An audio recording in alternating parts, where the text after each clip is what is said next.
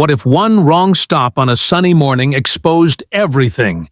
A veteran cop pulls over a jogger in a quiet Maryland neighborhood, but within 5 minutes, his career begins to unravel. Why? Because he arrested the wrong woman. This isn't just a story, it's a wake-up call. Watch until the end. And if it hits you, like it hit us, like, share, and subscribe for more powerful true justice stories. The sun had barely climbed past the treetops when Officer Derek Riley turned onto Crestwood Lane. The air still thick with the hush of early morning. It was the kind of neighborhood that looked like a postcard, tree-lined streets. 2-story homes with white shutters, and driveways polished to a showroom shine. Here, in Crestwood Hills, the trash cans were lined up with military precision. Mailboxes never leaned, and the silence was interrupted only by the soft pad of sneakers on pavement. Riley had patrolled this neighborhood for over 10 years. He knew every gate code, every landscaper's schedule, every dog that barked too loud. It was, as far as he was concerned, one of the few places left in Maryland where peace still felt predictable. He adjusted his sunglasses and cruised down the block at exactly 25 miles per hour. One hand draped casually on the steering wheel, the other resting near the radio. After 15 years in uniform, he didn't need to scan. His eyes did the work before his brain caught up. Suspicion wasn't something he learned at the academy. It was instinct now. His gut talked louder than most dispatchers. And this morning, something told him to pay attention. Up ahead, about 50 yards out, a woman jogged steadily along the sidewalk. Mid-50s, maybe a little older, but fit, poised. Her stride was strong, her pace rhythmic, her head upright. She was dressed in sleek black athletic gear, earbuds in, ponytail swaying, high-end running shoes, a matching Garmin watch, not a hair out of place.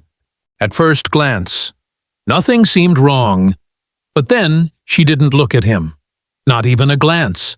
Not even that half-second acknowledgement that most folks gave a police cruiser when it rolled past. No nod, no curious flicker of the eyes. Just nothing, like he did not exist. And to Officer Riley. That was strange. Everyone saw the patrol car. Everyone looked. He slowed slightly, not enough to be obvious, just a feather-light lift of the foot off the gas. His brow furrowed. She'd just passed a silver Lexus in a driveway. Maybe she'd come from there, or maybe she hadn't. There was no dog, no water bottle, no indication of a starting point. She didn't wave to any neighbors, didn't nod at the paper boy tossing the Washington Post near the curb. She was just moving, with purpose. But no context. Riley clicked his tongue against the roof of his mouth. In his mind, he was already running through the script. Does she live here? Where's she coming from? Why didn't she acknowledge me? These were the questions that floated through his head, not as overt accusations, but as tiny red flags waving in the breeze of his own bias. He would have never called it that. Of course, to him, it was just situational awareness. He prided himself on it, called it his sixth sense, but on this particular morning, his sixth sense was more about skin color than circumstance, and he didn't even realize it. He tapped his signal and eased the cruiser to the curb.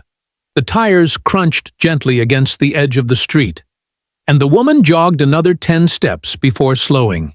She reached up, calmly removed one earbud, and turned to face him. Her breathing was even, her posture controlled. No confusion, no nerves, just stillness. Something wrong. "Officer," she asked, catching her breath, her eyes unwavering. Riley stepped out, his left hand resting lightly on his duty belt, not reaching for anything. Just there, like a statement. His eyes narrowed just slightly. Not hostility, but caution. Authority. He scanned her once more. No signs of threat, no visible ID, just calm. "Where are you coming from?" he asked, his tone even, almost casual. But underneath, there was that layer of controlled edge, the one he used when he wanted compliance without resistance. She glanced back over her shoulder, then forward again, home. "Just finishing my run."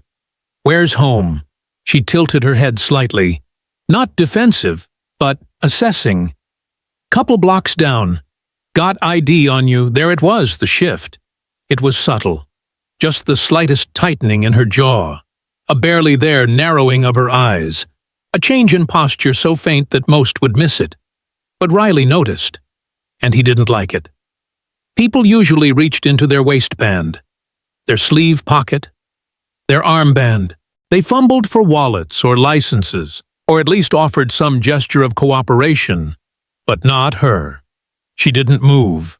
She didn't give an inch.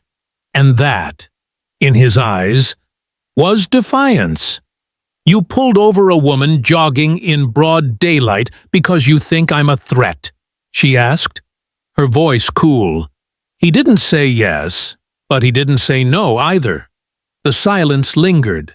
She let out a quiet, humorless laugh, and slowly began to reach for her phone. "You know what? Let's just call someone who understands how the law actually works." Riley took a step forward. Deliberate, measured, still not threatening yet. "Ma'am, I'm not going to ask again. Show me some identification." Her fingers paused, hovering near her phone. That pause, to Riley, was escalation, not of danger, not of threat, but of control slipping away. And that's when the real story began.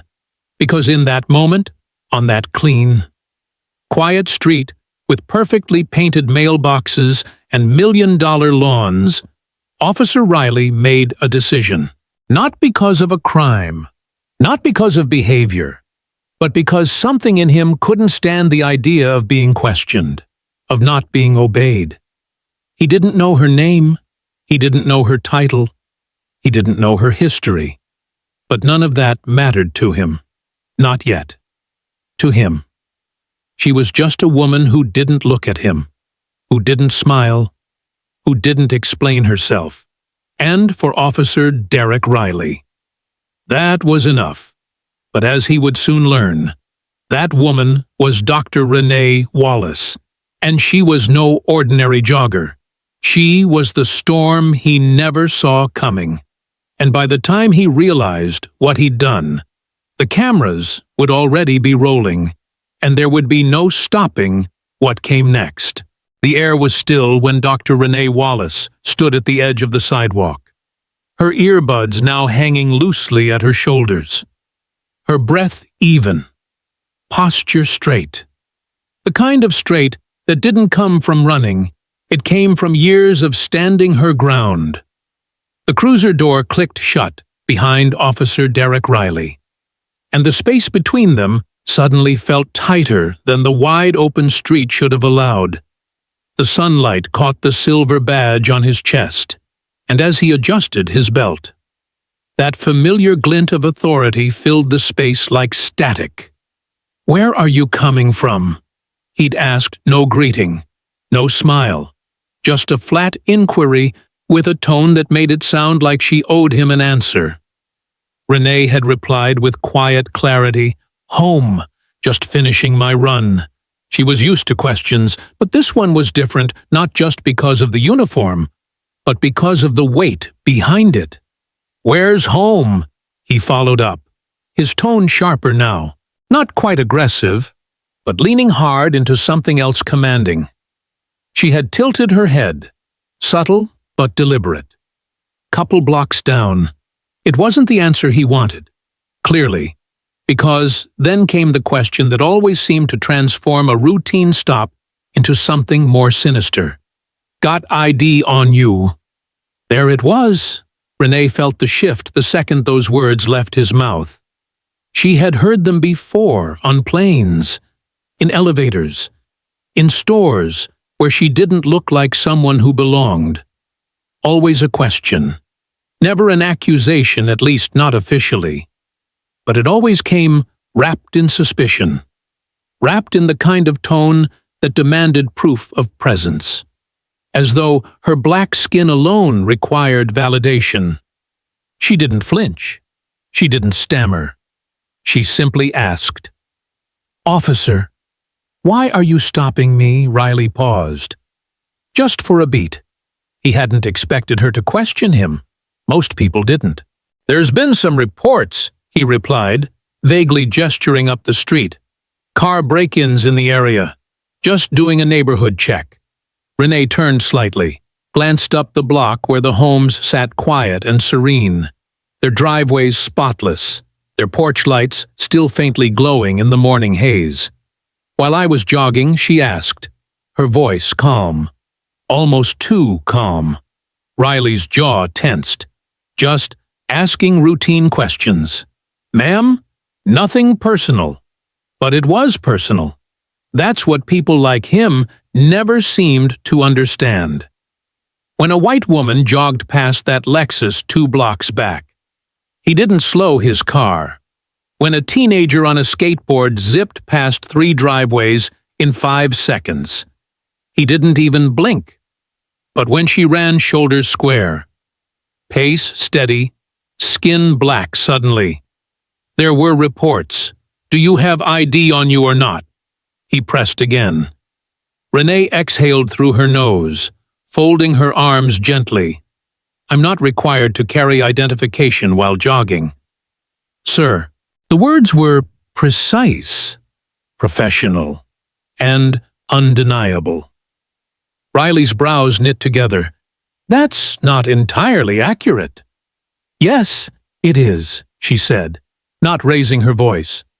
"Maryland law doesn't require citizens to carry ID unless they're driving or involved in specific transactions. Jogging in your own neighborhood isn't one of them." The silence that followed was deafening.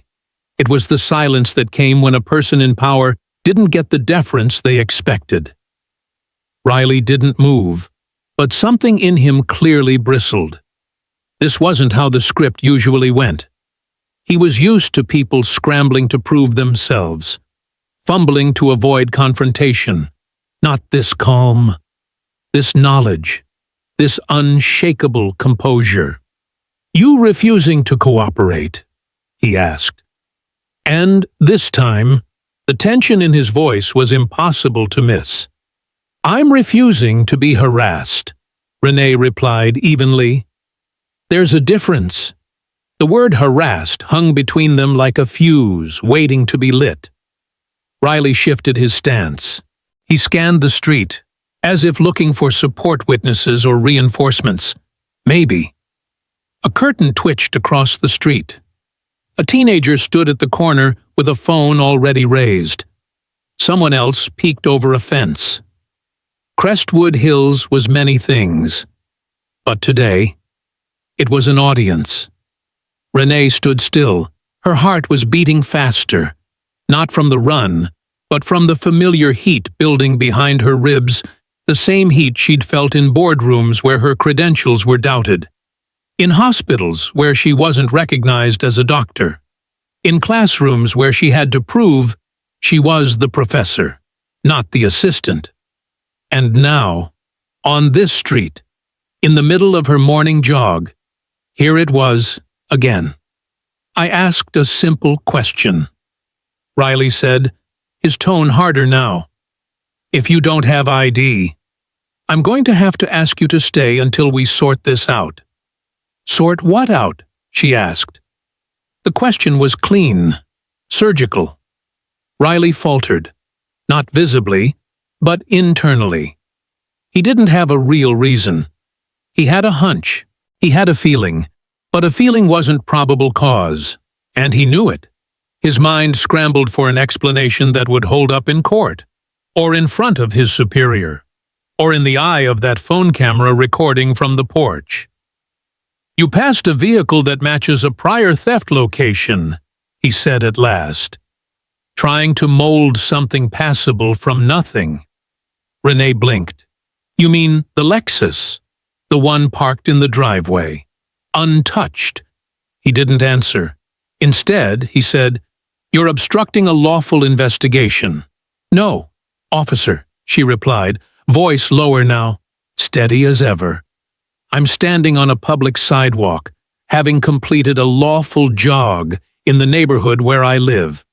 You stopped me because you decided I didn't belong. And now you're escalating because I dared to question you. He stepped closer. Let's not make this harder than it has to be, he warned.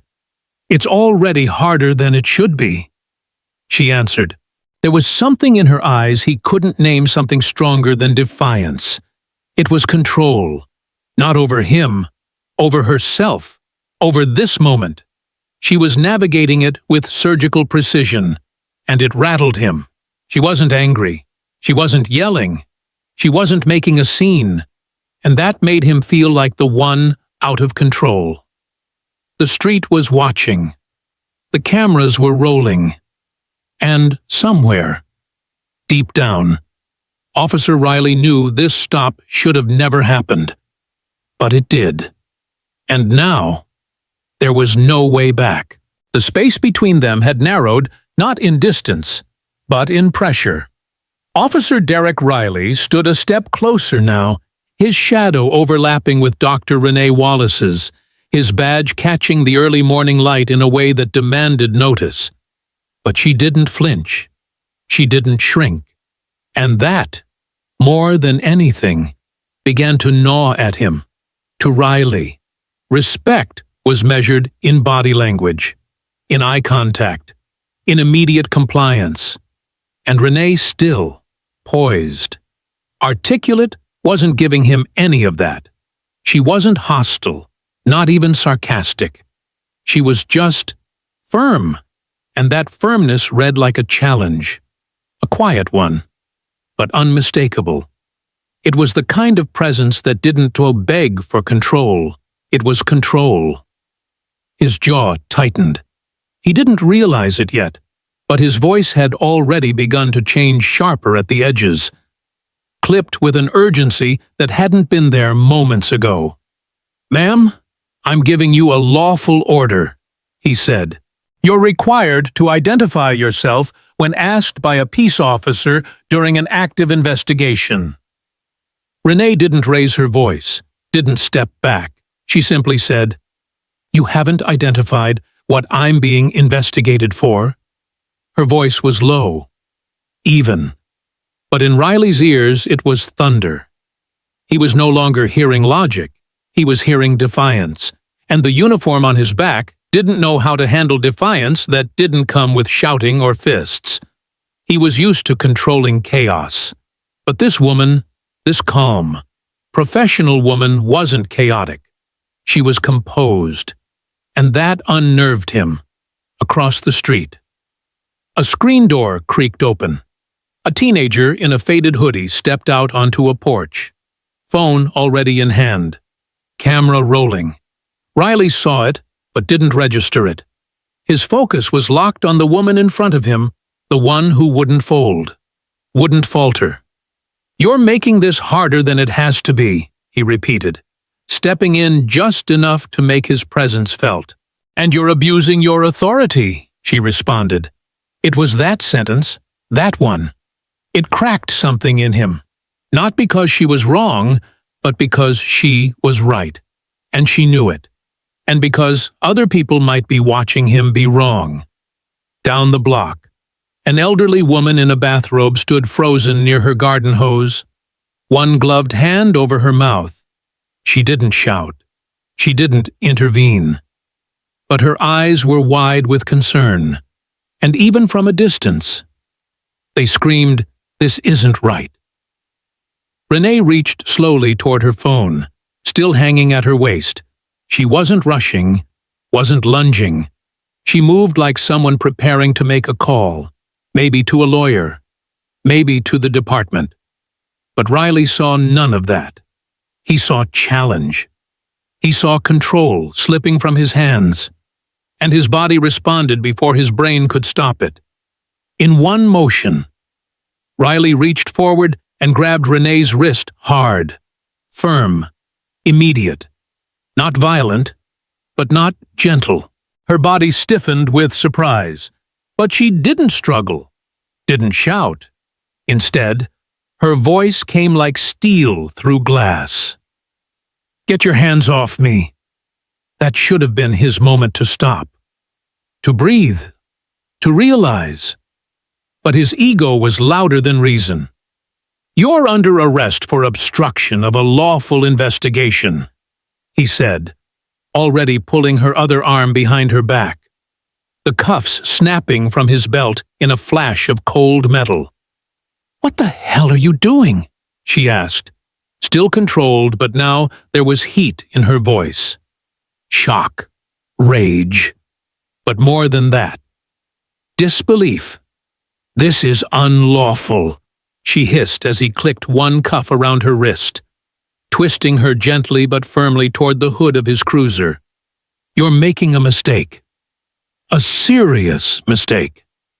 Riley didn't answer, because in that moment, in front of the cameras, in front of the neighbor watching from behind her roses, in front of the teenage witness silently recording every second, he had to look like he was in control. The cuffs tightened. Her breathing quickened. The morning stillness was shattered not by violence, but by the unbearable weight of injustice playing out in real time. "I told you," she began, but Riley cut her off. "You refused to comply. You escalated the situation." "No, officer," she snapped, now raising her voice for the first time. "You escalated. I exercised my rights. And you wouldn't handle that." She was staring at the sidewalk now, her shoulders pulled back, her jaw clenched, the silver cuffs glinting in the sun like accusations. The teenager filming zoomed in slightly. The lens shook with a small tremor. A few more people emerged from their homes. A jogger slowed. A man with a coffee mug stopped walking his dog. It was no longer just a woman and a cop. It was an audience. A scene unfolding in the center of a street that had never seen much more than lost mail or runaway sprinklers. Riley reached for his radio, forcing confidence into his voice. "Dispatch. I've got 1-1015. Adult female suspect. Refused to provide ID. Possible obstruction. Requesting transport." There was silence on the other end, for a beat, then static, then an acknowledgement. Renee laughed under her breath, bitter and quiet. "You think this is going to go your way?" she asked, twisting her neck to glance at him. Her eyes burned, not with fear, but with certainty. And that, more than anything else that morning, made Riley pause, because there was something in the way she said it. Not like a warning, not like a threat, but like a promise. "You don't even know who I am," she said quietly, her voice low enough that only he could hear it. He didn't reply, because he didn't care. Or at least, he thought he didn't. He had his suspect. He had the cuffs on. He had his story. She hadn't complied. She had challenged his authority. She hadn't produced ID. That was enough. Wasn't it, except the teenager's camera was still recording. The neighbor's eyes were still wide with disbelief. And Renee Wallace wasn't acting like someone who had just been caught doing anything wrong. She was acting like someone watching a storm form, knowing exactly where it was headed. Riley didn't know it yet. But this moment, this exact point in time, would become the anchor to everything that followed. The footage would surface. The names would be revealed. And this arrest, made on instinct, made out of ego, made because a cop felt his authority slipping through the cracks of calm resistance, would become the thing that unraveled it all. and standing cuffed in the middle of Crestwood Lane. Dr. Renee Wallace already knew it. Because this wasn't just about her. This was about a system that mistook silence for submission and authority for righteousness. And she wasn't silent anymore. The moment the handcuffs clicked shut around Dr. Renee Wallace's wrists. The sound wasn't loud, but it echoed. It echoed off the manicured hedges, the parked cars, the wide-open driveways. It echoed through the quiet confidence she had carried since the start of her run, and through the restraint she'd exercised when Officer Derek Riley first pulled alongside her. Now, the only thing louder than the echo of steel was the silence it left behind. Crestwood Hills had always been still. But this was a different kind of quiet. This was the silence of a neighborhood realizing something wasn't right. The hush of people holding their breath. The hum of a teenager's phone still recording from a shaded porch. The sound of disbelief settling in like fog across the perfect lawns. Riley stood behind her, one hand still on her shoulder, the other on his belt, his radio buzzing softly with static. He looked up, saw the eyes. They were everywhere now. Watching from windows, watching from driveways, watching from behind cell phones and coffee mugs and morning routines, interrupted by the unmistakable scent of injustice. She didn't do anything. A voice called out. It came from across the street. A woman in a denim jacket stood beside her mailbox, arms crossed tight over her chest. Her voice wasn't loud, but it was clear, sharp, undeniable. Riley didn't respond. He didn't even turn his head. But that voice, those 5 words, they landed like a gavel in his ears. She didn't do anything. He knew that. Somewhere under the layers of uniform and instinct and ego. He knew that. But knowing it and admitting it were 2 very different things. And this moment, right here, had already tipped too far. There was no easy walk back, no clean reversal. He had committed publicly, loudly, and his pride wouldn't let him loosen his grip. Not yet. Renee stood straighter now, even with her hands pinned behind her. She didn't tremble, didn't look to the crowd for help, but when she spoke again, it was only to him low, measured, and devastating. "You have no idea who I am," she said. Riley felt it in his spine. Not the words, the way she said them. She wasn't bragging. She wasn't bluffing. She was warning. And suddenly, the street felt hotter. The sun felt heavier. His collar too tight. He glanced over at the teenager on the porch. Still filming. Still steady. He saw another phone appear 2 houses down. A man in a maroon robe leaned against a railing, filming from the 2nd floor with his arms crossed like a judge waiting for testimony. A jogger on the far sidewalk had stopped mid-stride, earbuds dangling, mouth slightly open. The scene had grown beyond him now. It wasn't a stop anymore. It was a spectacle. And Riley wasn't the protector anymore. He was the problem. His chest rose and fell faster, not out of fear, not yet, but something close, something with sharp edges. He looked at Renee, who stood taller in cuffs than some men did with power. She didn't raise her voice, didn't shout brutality or scream racism, though she could have, and would have been right. Instead, she just looked at him. And that was worse, because her gaze wasn't pleading. It was disappointed.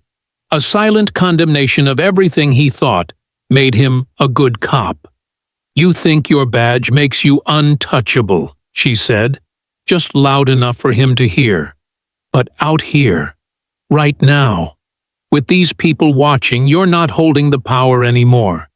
You're holding a mistake. That pierced him deeper than she knew, because Officer Riley had built his career on the illusion of certainty, on knowing who was suspicious, who was safe, who needed to be watched. But right now, surrounded by the gaze of his community, by the phones archiving every second, by the presence of this composed, cuffed woman, he didn't feel certain at all. He felt exposed. And underneath that exposure, panic began to grow. Not the kind of panic that made you run. The kind that made you double down, that made you dig your heels in and pretend you still had control, that made you ignore the woman yelling across the street. That made you act like the cameras didn't matter. That made you believe, for just one more minute, that if you looked official enough, no one would question you. But the crowd had already judged him, not with shouting, not with protest signs or chants, with silence, with the kind of watching that made every gesture feel heavy, every movement deliberate. He reached for his radio again, not because he needed to, but because it was something to do. A crutch of routine. His voice cracked slightly as he repeated, "Requesting transport. 1-10-15 in custody." Renee laughed, softly, not with amusement, with disbelief. Transport for what she asked. "You don't even have a charge." "Obstruction," he muttered, of what she shot back, of jogging, of not being afraid of you. A ripple passed through the crowd. A whisper. A camera adjusted focus. Someone let out a breath they didn't know they were holding. Riley's fingers twitched. His mouth opened, then closed. He had nothing. No answer that didn't sound ridiculous. No charge that would survive 2 minutes of scrutiny. No explanation that wouldn't sound like what it really was, profiling. And still, he didn't let go. Because his grip wasn't on her arms anymore. It was on the last shred of his pride. That was the real arrest here. Not Renee's wrists. His ego bound in denial, resisting the fact that he'd already lost control of the moment. She turned her head slightly and said, "Quieter now. You can still walk this back. But not for me. For you." He blinked. "You think this is the worst day of my life," she added. "This isn't even close. But for you, this is the day people find out who you really are." That silence returned. But this time, it had weight, thickness, a kind of waiting, because the people watching, they weren't just recording for curiosity. They were witnesses now. Witnesses to a man in uniform who couldn't admit he'd gone too far. Witnesses to a woman in handcuffs who stood taller than him without raising a single hand. And that was the real shift in power, not when the cuffs went on, but when truth became visible. In every camera, in every whisper, in every second that Officer Derek Riley refused to let go, and in every breath Dr. Renee Wallace took, steady and unbroken. While the world watched a badge unravel under its own weight, from the edge of the gathering crowd, just as the air turned thick with the weight of consequence, a voice cut through the silence, not loud, not panicked, but resonant, measured, calm, like a bell in fog. "Excuse me, officer, what exactly is going on here?" Every head turned toward the sound, even Riley's. He blinked at the interruption, the grip on his composure loosening as his eyes landed on a man striding up the sidewalk. He wore a deep navy suit, crisp and tailored. His tie, a subtle blue with silver diagonal stripes, moved gently in the morning breeze like it had somewhere important to be. The man didn't run. He didn't posture. He walked with the kind of authority that didn't need to announce itself. His face was clean-shaven, his eyes sharp behind black-rimmed glasses, and in his hand he held a worn leather portfolio that looked more courtroom than clipboard. Riley straightened instinctively. He didn't know who the man was, but he felt who he was. The man stopped 6 feet away from the patrol car. Hands visible, stance wide and rooted. Calm, but unwavering. "I asked a question," he said again, this time looking directly at Riley. "What's happening here? This is an active investigation," Riley said quickly, defaulting to the language he'd used 100 times before. But suddenly, it felt hollow, like a script that no longer fit the scene. "I'm asking you to step back." The man didn't move. Instead, he shifted his attention to Renee, still standing being cuffed beside the cruiser. Their eyes met. "Dr. Wallace," he said gently, "are you all right?" The crowd rippled. Riley's jaw tensed. Dr. Renee gave the faintest nod, her voice low but clear. "I'm fine. For now." The man turned back to Riley, his voice even. "I'm going to need your badge number and your name.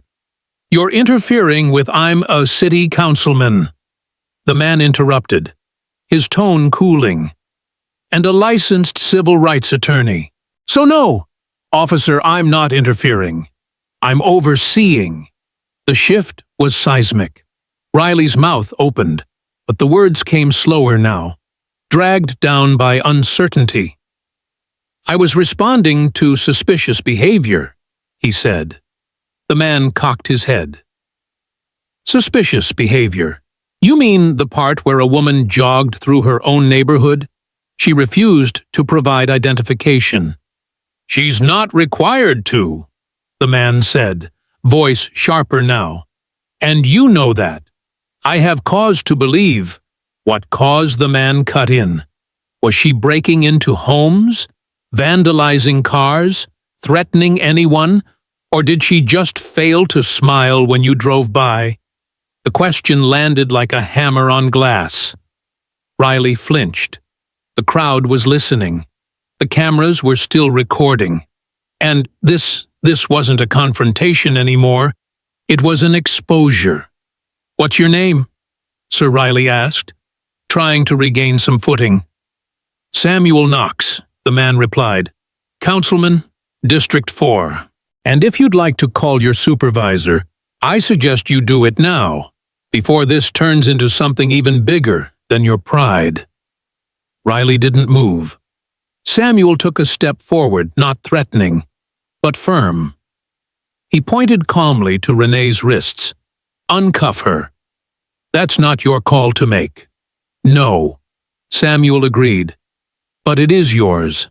And right now, you have about 15 seconds to realize you're standing on the wrong side of a very public mistake." There was a beat of silence, the sound of wind brushing tree leaves. The cameras shudder as someone took a still photo. Riley's hand hovered near his belt, but he didn't reach for anything. Instead, his eyes darted to the crowd, to the woman still watching from her mailbox, to the teen holding the phone steady, to the neighbors emerging like silent witnesses from doorways and porches, all of them watching not just the scene, but him. And suddenly, everything Officer Derek Riley had ever leaned on, the routine, the command, the authority, felt threadbare. He looked back at Renee, and for the first time, really saw her. She wasn't yelling. She wasn't pleading. She was waiting. Not for mercy. "For justice, I'll wait for my supervisor," Riley muttered, deflecting. Samuel raised an eyebrow. "Then do it. But in the meantime, you're going to answer a very simple question." Riley said nothing. Samuel's voice dropped slightly, no louder than a courtroom whisper, but it rang through the stillness like a verdict. "What made you stop her?" Riley blinked. What made you put cuffs on her in front of her neighbors? With no warrant, no charge, and no threat, Riley opened his mouth. But the truth swelled too fast behind his teeth. Because he didn't know. Not really. Not in any way that would stand up to the moment. Not in a way that wouldn't sound like what it really was. I need to wait for command, he repeated. Samuel nodded slowly. Not pressing, just observing.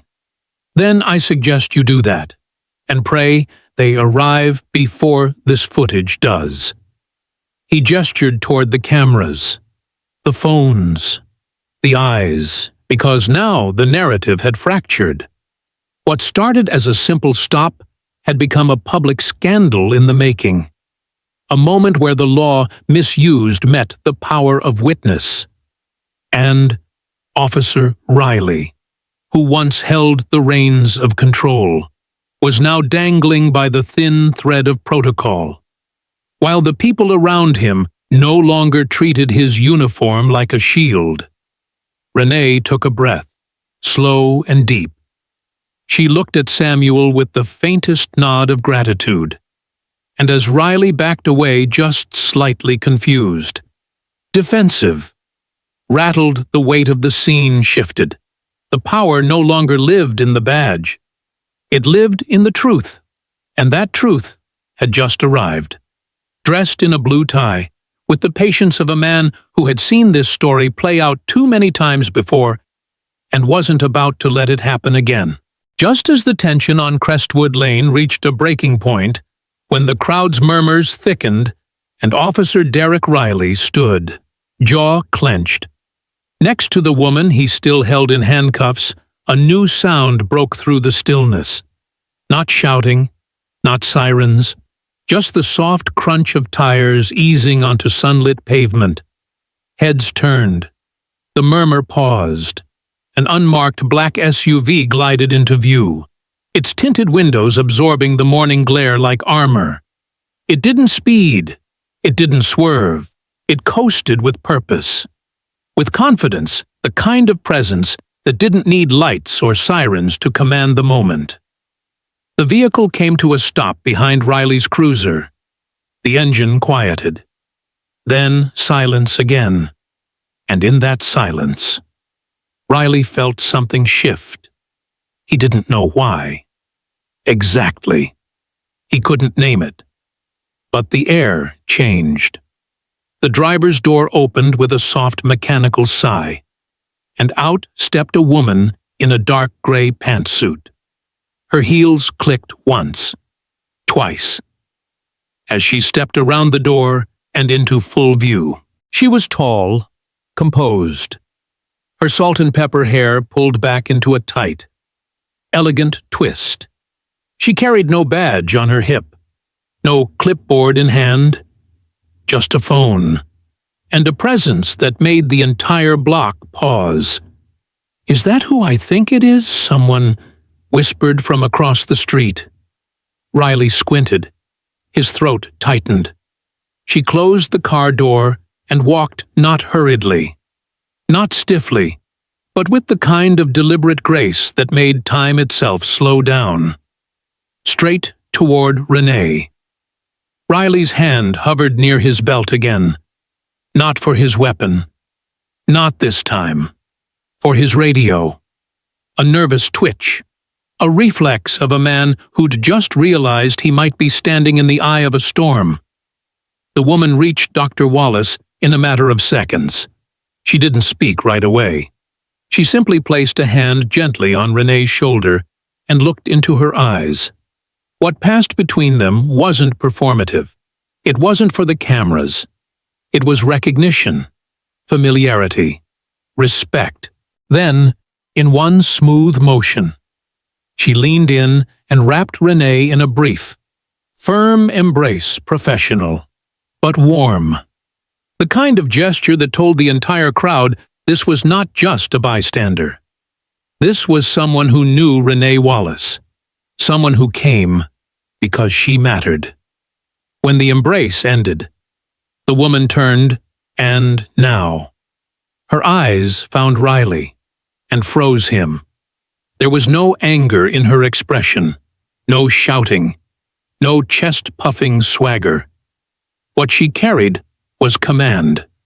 Cold, clean, undeniable command. "Officer Riley," she said. "I'm Commissioner Alana Griggs, Chief of Public Safety." Riley didn't move, couldn't move, because now the world was tilting beneath him. Commissioner Griggs. She didn't wait for his acknowledgement. Instead, she stepped closer, just a foot away now, voice still even. "You're holding a woman in handcuffs," she said. "On what charge?" Riley swallowed. "Obstruction." She refused to show identification. Griggs tilted her head. She was jogging. She didn't comply. She refused to answer questions. Griggs's eyes narrowed just slightly. "Do you know who this woman is?" Riley blinked. The crowd was silent again. Even Samuel Knox, who had been a stone pillar of resistance moments earlier, folded his arms and simply waited for the impact. "No, ma'am," Riley said. She wouldn't identify herself. Griggs nodded once. "Then allow me," as she stepped aside and gestured toward Renee, who still stood in cuffs. "Back straight, gaze unshaken." "Officer Riley, meet Dr. Renee Wallace," Griggs said, her voice slicing clean through the heat of the day. "Your incoming Deputy Commissioner of Civilian Oversight." The street exhaled, like a wave of air being punched out of lungs. Riley staggered a step back. "Deputy," Commissioner Griggs turned fully toward him now. "Yes," she said. "Effective next week, which means, as of this moment, you've placed your own superior officer under unlawful arrest. On camera, in front of multiple witnesses." The words didn't just land. They detonated. Riley's face drained of color. His mouth opened, then closed, then opened again, but there were no words. No script for this. No radio call that could undo the cuffs already digging into Renee's wrists. I didn't know." "That's the problem," Griggs snapped, her tone sharpening for the first time. "You didn't know. And yet, you acted. You saw a black woman jogging in an affluent neighborhood and made a decision based on your gut." Renee's eyes never left Riley's face. She didn't gloat, didn't smile. Her silence was louder than any reprimand. Griggs took a slow breath and stepped closer. "You know how many complaints of profiling we've had in this area?" she asked quietly. "You know how many officers we've had to retrain? Reassign. Remove because they let their assumptions override their judgment." She didn't wait for an answer. "This is exactly why Dr. Wallace was appointed," she continued, "to bring civilian oversight to a system that can't keep policing itself." The crowd behind her grew stiller. Somehow, if that were even possible. Even the phone's recording trembled slightly. "Now," Griggs said. "Uncuff her." Riley didn't move. She turned to him again. "That's an order. Officer." His hands fumbled at his belt. The metal jangled softly as he reached for the cuffs. Stepped behind Renee and slowly released them. She flexed her wrists once, the red marks already forming. Riley backed away like a man walking out of a burning room. Griggs looked to Renee, voice softening. "Are you all right?" Renee nodded once. "I will be." Then Griggs turned back to Riley. "Effective immediately. You are relieved of duty pending review," she said. "Badge and weapon. Now." The words stripped the last layer from his pride. Riley stood frozen, the heat of every mistake he'd made now burning straight through his uniform. He removed his badge, set it carefully in her open palm, then the sidearm, then the silence, and in that silence, Commissioner Griggs turned to the crowd not to speak, but to be seen. The message was clear: something had shifted. The system had been called out, and the power that once operated in shadows had just been dragged into the light. True authority hadn't arrived with sirens or shouting. It stepped out of an SUV, wrapped its arms around the truth, and reminded everyone watching that justice wears many faces, some of them black, some of them women, and some of them unapologetically both. For a moment, it felt like time stopped. The breeze held its breath. The phones stayed still. Even the sunlight seemed to sharpen its focus, pouring down with surgical clarity on Crestwood Lane, on the broken badge, the unholstered truth, and the man standing in the rubble of his own decision.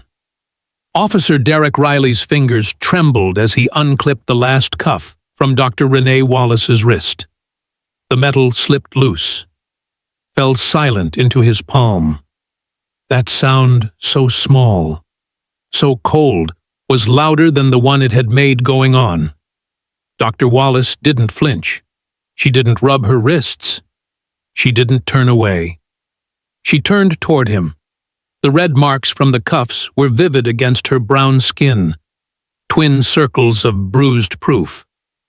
But her expression carried no vengeance, only gravity. Commissioner Griggs stood just behind her, arms crossed, gaze level. She had said the words already: badge and weapon. Now, Riley had obeyed, slowly, shamefully. But now, it was no longer Griggs speaking. It was Renee. And this would be the reckoning. She took a step forward, still close enough to smell the sweat in Riley's uniform, to see the flush of panic just under the skin of his face. "You saw black skin and a quiet jog," she said, voice like polished stone, "and you made a choice." The street was so quiet now. It felt holy. You didn't see a threat. You assumed one. She didn't shout. She didn't need to. Her words landed with the finality of a gavel. You saw confidence and read it as defiance. You saw silence and thought it meant guilt. You saw a woman who didn't flinch at your presence. And that was enough for you to believe, I didn't belong here. Riley's eyes darted around the crowd, looking for anything, some place to land, some distraction, some defense. But all he saw were faces, watching, recording, judging, faces that no longer offered him the benefit of the doubt, not after what they'd witnessed. "You think this is about you not knowing who I am," Renee said. "But it isn't." She stepped closer still. Now their shadows overlapped. "What scares me," she continued, "is that it wouldn't have mattered if you had known." Riley's mouth parted, a breath caught in his throat. No excuses came out. Renee's voice grew quieter, more intimate, like a scalpel, not a hammer. "Because if I were just another black woman out for a run without a title, without a badge, without someone to call in an unmarked SUV, where would I be right now?" He didn't answer. She didn't expect him to. "That's the question you need to sit with," she said, not blinking, not just today, not just when the suspension comes, not just when the footage airs on every news outlet tonight. Every day. You need to wake up and ask yourself, how many times have you made this same decision and just walked away? The weight of that question dropped between them like an anchor. Across the street, the teen with the phone was still filming, his face no longer angry, just haunted. The woman by the mailbox had tears in her eyes. Even Samuel Knox, standing back with arms crossed, lowered his gaze, not in defeat, but in shared understanding. This was the part white America rarely saw, not the cuffs, but the cost. Commissioner Griggs finally spoke, her voice a low, sharp echo to the truth Renee had already laid bare. "This is why she's here. Riley," she said, "this is why we brought her in. Because, for too long, officers have been protected from the consequences of assumptions, from the harm they don't even realize they're doing." Renee turned slightly, her gaze sweeping the crowd. She wasn't speaking to Riley anymore. She was speaking to everyone. "I don't want apologies," she said. "I want change. I want a department that doesn't confuse fear with intuition, that doesn't treat skin tone like a red flag, that doesn't need to know your title before it decides to respect your humanity." She looked back at Riley. "But most of all, I want you to remember this. Not because it was embarrassing, not because you lost your badge in front of an audience, but because, today, you saw yourself clearly for maybe the first time in 15 years. Riley stared at her. His face didn't contort in anger. He didn't argue. He didn't plead. He just stood there, exposed. And that was the most honest thing he'd done all day. The silence stretched out again, not empty now, but heavy. Sacred. Then, Renee took a step back, rolled her shoulders once, touched her fingers. The cuffs were gone, but their memory would last longer than any scar. Commissioner Griggs placed a steady hand on her arm. "You ready to go?" she asked. Renee nodded. "Yes, let's get to work." They turned toward the SUV, walking not away from the scene, but through it. Every eye followed them. Every phone stayed raised. Riley remained on the sidewalk, hands empty, future uncertain.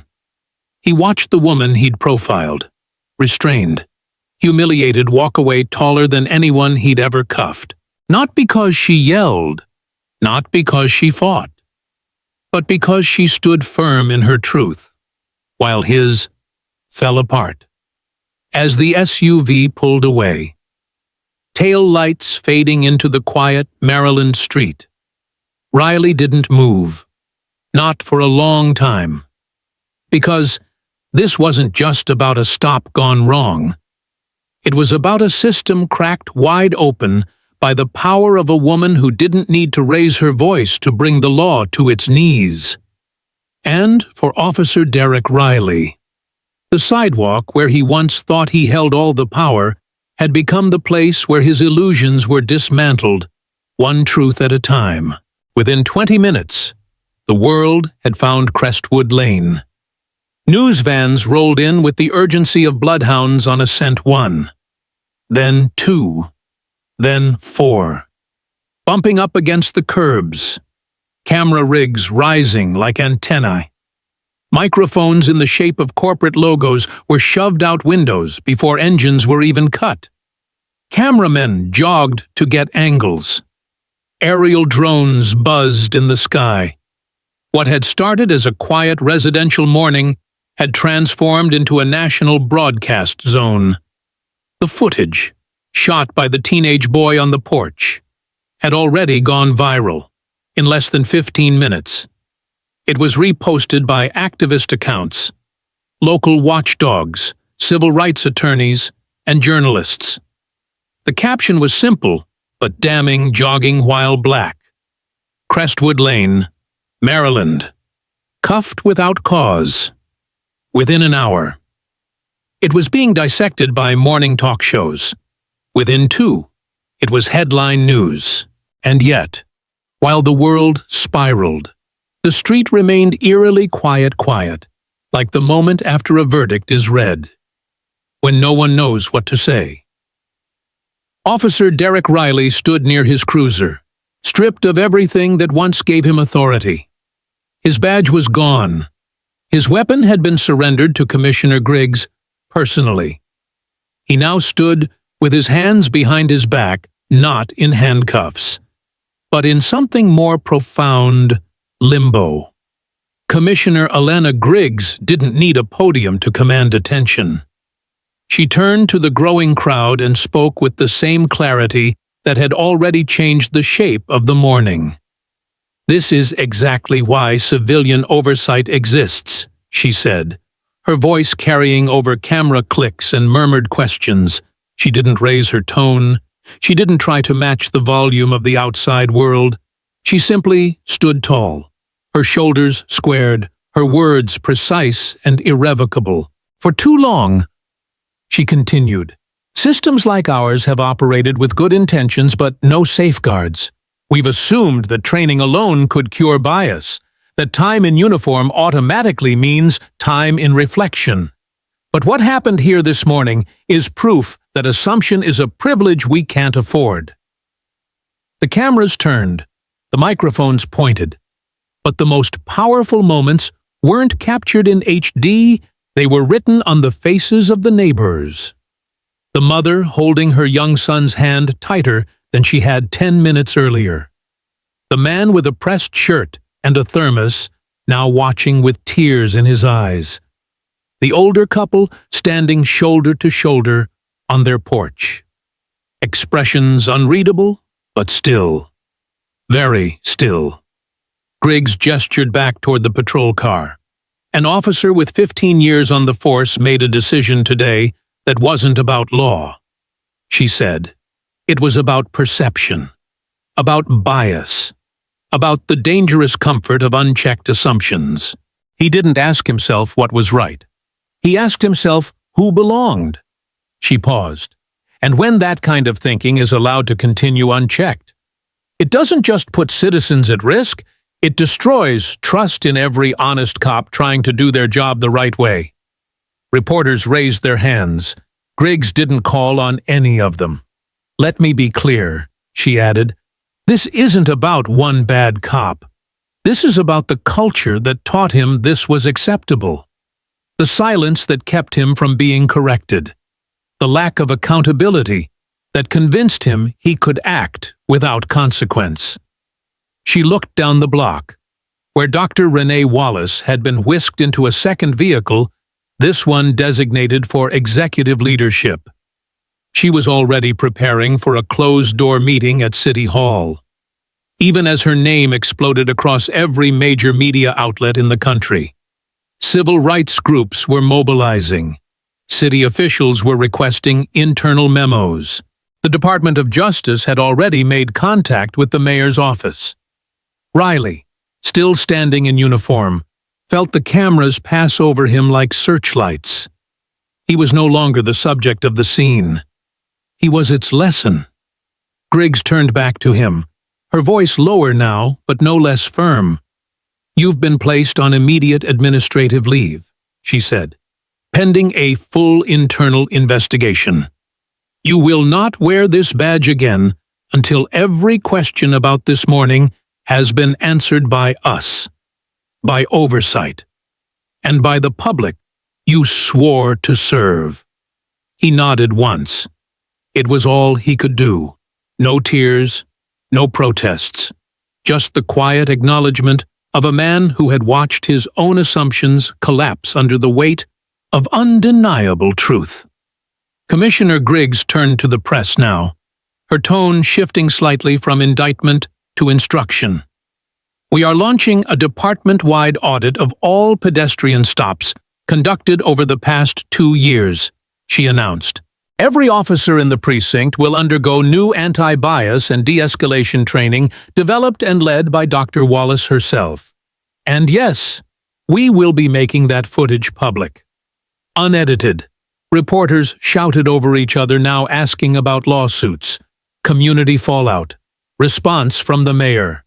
Griggs held up a hand. You'll get your answers, but today isn't about damage control. It's about a turning point. She stepped back. Let that sink in. Behind her. Another officer quietly stepped forward with a sealed envelope, Riley's official suspension paperwork. He took it without speaking, the paper heavy in his hands. He didn't look at Griggs. He couldn't. The crowd had already begun to turn their attention elsewhere, to the press conference unfolding on their phones, to the scrolling headlines now updated in real time. But even as the lenses shifted, even as the SUVs began to pull away, even as Commissioner Griggs walked down the sidewalk with deliberate grace. Riley remained rooted. He looked around and saw the community he'd sworn to protect, and for the first time, he saw their eyes differently. Not as citizens needing law enforcement, but as people needing something the badge alone had never guaranteed respect. And what haunted him most wasn't the noise, or the cameras, or the paperwork. It was the realization that a single decision, one moment of unchecked bias, had taken him from protector to symbol, from officer to cautionary tale. This was no longer about him. It never really was. It was about a department being forced to reckon with itself, and a woman who, with nothing more than composure, truth, and presence, had pulled the system into the daylight and refused to let it hide. The street had emptied, but the weight of the morning remained. Officer Derek Riley sat alone in the front seat of his now idled cruiser, the engine off, the silence loud. His hands rested on his thighs, palms open. Fingers spread slightly, as if still remembering the feel of the cuffs he had fastened around Dr. Renee Wallace's wrists. Only hours ago, those same hands had reached for authority without hesitation. Now, they sat useless, disarmed, uncertain. Outside the window, just past the squad car's smudged glass, Dr. Wallace stood beneath a row of microphones, her posture as upright as it had been when she faced him. She was flanked by Commissioner Griggs and Samuel Knox, their expressions serious but steady. News cameras zoomed in with mechanical precision. Reporters scribbled on notepads, and Renee, her voice calm and cutting, was rewriting the narrative in real time. Riley watched. He didn't blink much, didn't shift, just watched. He could barely hear her words from this distance, but he didn't need to. He remembered every sentence she'd said to him. They weren't just sound, they were truth, and they were replaying on a loop inside his head. You saw black skin and a quiet jog, and you made a choice. That line clung to him like smoke. He had said it was about procedure, that she hadn't complied, that he was following protocol. But deep down, he knew better. It hadn't been about the law. It had been about comfort.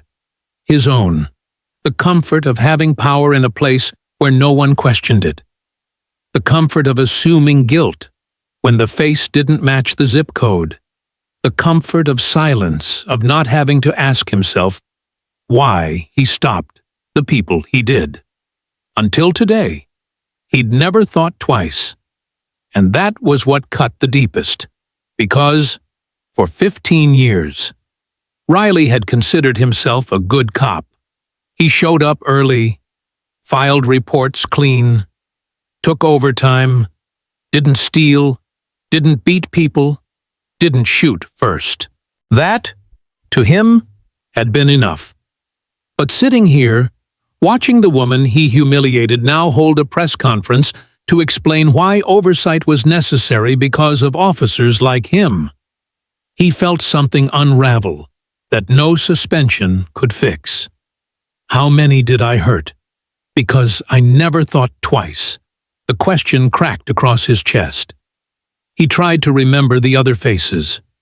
Dark skin, lowered eyes, hands that trembled too quickly when he approached. He remembered stops in alleys, in grocery store parking lots, in neighborhoods just like this one.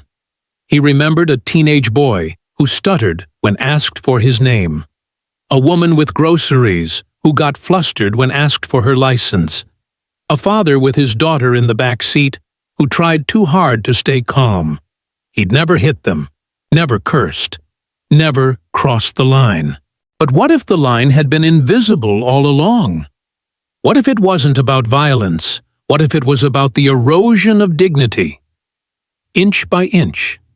Traffic, stop by traffic stop. Stare by silent. Suffocating stare. Riley leaned his head back against the seat. His badge was gone. His weapon. Surrendered. His title suspended.